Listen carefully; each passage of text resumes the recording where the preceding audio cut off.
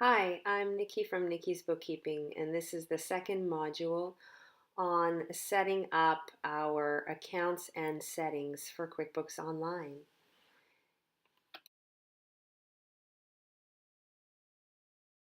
To access the company settings, let's go to the top right-hand gear or flower and make sure to choose the accounts and settings. I have the accountant version, so this name is just different here.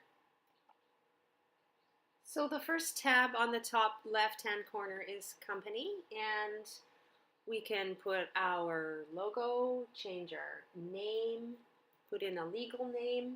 Make sure you press save at each edit of each section, or else the edit will not take. We have a number of options of choosing different types of addresses depending on what you want people to see, including legal and customer facing. And your email and website and phone number should go here. That's what's going to go on to your invoice when you send out. And make sure to press save. The next tab you will have will be the sales tab. Let's just skip over this notification one for the accountant's version. So if you click on the sales tab, the first part is customizing how your invoice looks. So let's click here. And it came up with the standard one, so let's try and edit and see what the settings we have available are. We can change the way that the design is here. We can change the size of the logo. We can change the color scheme here. We can change the font size and type. There's a few settings here. And we can change how it's printed off here with the borders. Okay, on the next section we have here is for content. And we have three sections here where we can edit the section one at a time. Let's take a look at the top section. Click on the pencil to edit here, and we can take away or add any company information here. And also there are specific names for the form. We can change those names to be whatever we would like. And we can also have custom form names and custom transaction numbers in case you have complex tracking accounts. Sometimes people want to have letters and numbers together for invoicing numbers. And you can add in some custom fields here, such as PO numbers or job numbers. And I'm going to put a custom field here so we can see how that's going to turn out on our invoice. And let's press done.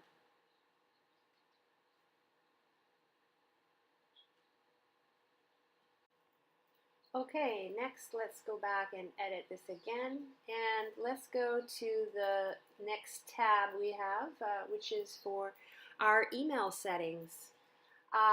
We can change how the template looks for each of our different styles of sales receipts or invoices or estimates that we're sending out. This is what comes up when you press save and send the invoice out to the customer.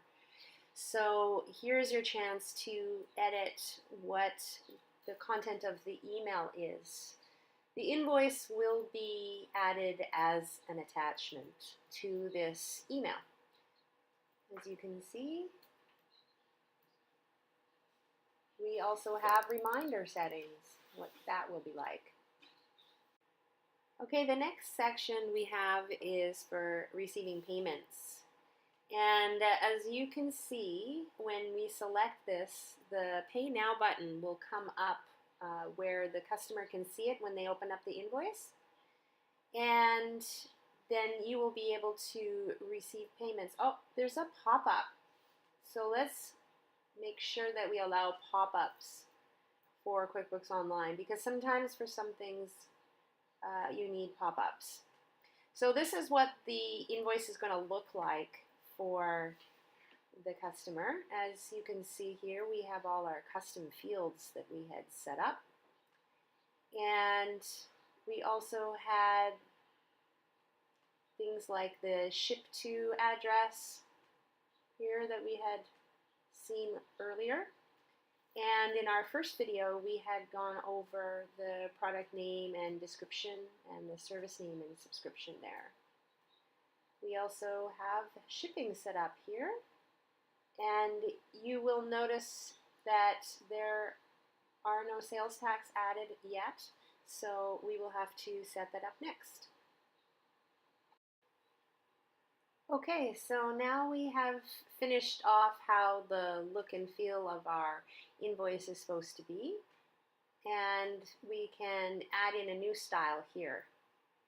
So, okay, this one takes you back somewhere else, so let's go back to the accounts and settings here, and let's go into the next section for sales.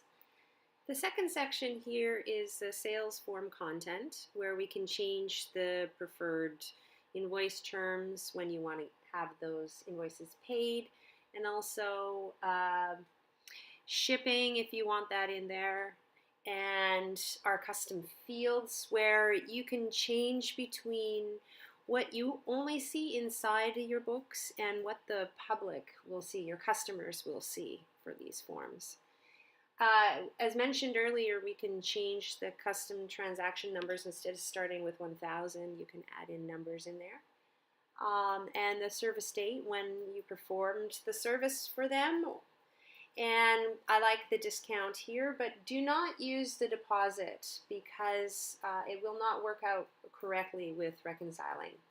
The third section we have here is products and services, where we can, for example, show the SKU or not. We can track the quantity and rate, for example, 2 for $50. And we want to stay away from tracking inventory because this can get pretty messy without us understanding bookkeeping. So let's keep it off for now because it's not reversible. The next section shows us progress invoicing. This is good when you are in the construction industry and you have partial builds completed and you want to send that out. The next one is the messages that we have that are set as templates. These are the email messages for each of our different sales forms that we can adjust, just like we did in the adjust the look and feel section of customizing our invoice. So when you make any changes, please make sure to press save to accept those changes. The next section is online delivery, where we can show how the content shows up. Do we want every single line item of the email showing up in the email of the invoice that's being sent off? But I usually just like to have it as an attachment and have that short summary there in the email. And the last section we have is some settings on how we want to have our statements sent out to our customers. The next section we will take a look at is the expenses. And here you can show things coming up on certain forms. You can track expenses and items by the customer, so you can put in the customer name that is tagged on the expense, and if you pull a report, you can see all the expenses for that specific customer. You can make expenses and items billable. So when you go into the expense screen to put in your purchase, you can select billable to a certain customer. And when you select that customer and you open up a new invoice for that customer, you will see this already programmed in expense popping up on the right hand side to be added into your invoice without having to duplicate entry, which is really great.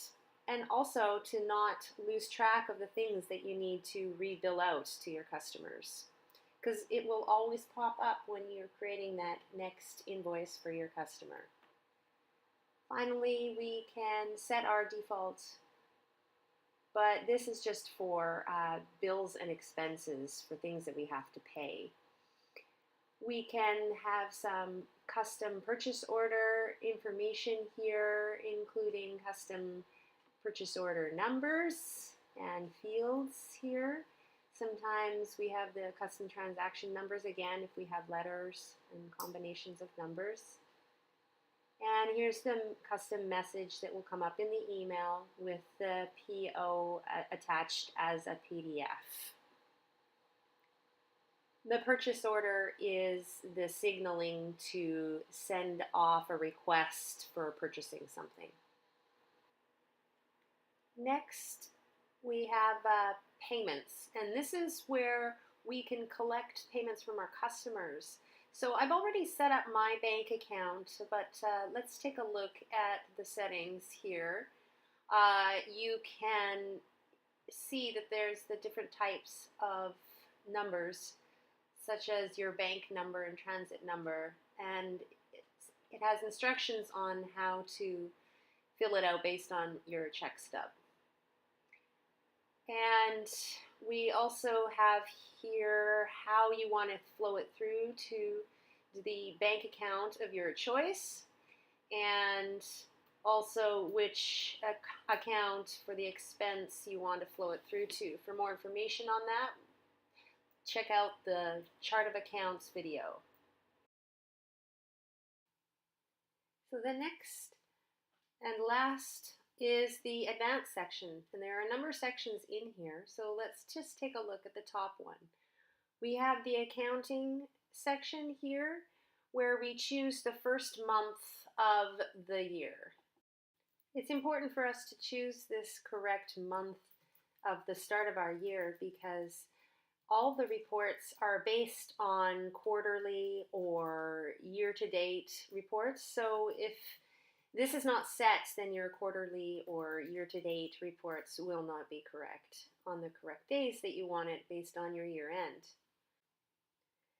Many people are choosing to import their data from Sage or QuickBooks Desktop into QuickBooks Online. So this closing the books is quite important when you've finished your import. The reason why this is important is because you don't want to be disturbing any of the transactions that have been solidified in your previous year end. If you change those, that will affect the transactions in the future because that is how accounting works. Things in the past happen which progress to things happening currently and in the future. In our third video, we will be talking about setting up the chart of accounts.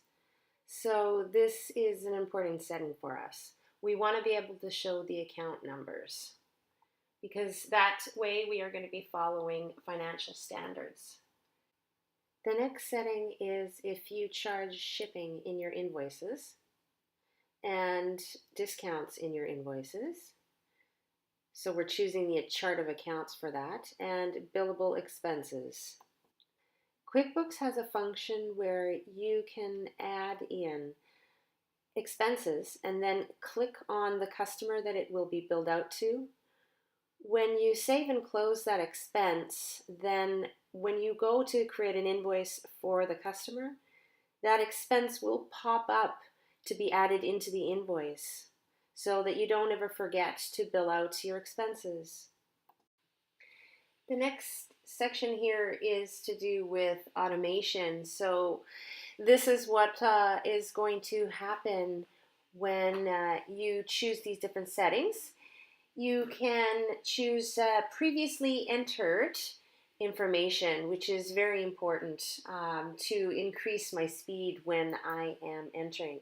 For example, when I enter Shell gas, it will go right into the gas expense because that is the last expense that I chose when I chose the name Shell for entering an expense. In most cases, we are trying to keep track of which bill applies to which payment. So having things auto-applied here for credits and bill payments is why I really don't like to use these settings. Another setting here is to auto invoice out unbilled activity. If you are creating billable activities, this may be a good option so you don't lose anything. And on the bottom here is this auto apply to bill payments, which I really don't like as a setting. And then we'll go on to the next section. Make sure to save. Uh, that is for the project section, which we will skip because you have to upgrade for that, and that's more for job costing. The next section we have here is more to do with time tracking and the settings, if that is what you are planning to use the software for. And we also have another section here for currency. You can change things to multi-currency. There are 3 cases in which I would use multi-currency because you cannot turn this setting off. First, if you have a checking account, for example, that is in USD and you need to reconcile that in the foreign currency. Second would be if you are paying a bunch of bills to a US supplier and you have to reconcile those bills that they're giving you with the exchange rate. And the third would be if you are regularly sending out invoices to, say, US customers, and you need the invoice to be listed as USD. This last section here has some additional preferences, such as your date format, whichever you like. Then we have our number format. It's a good idea to have the comma between there. And we have to warn if you have a duplicate check number issued, which is a really good idea when coming to reconciling. Also the duplicate bill number so that you're not adding in your duplicate checks. And finally, I like to put it as 3 hours in activity because I'm usually working away hard at my QuickBooks file.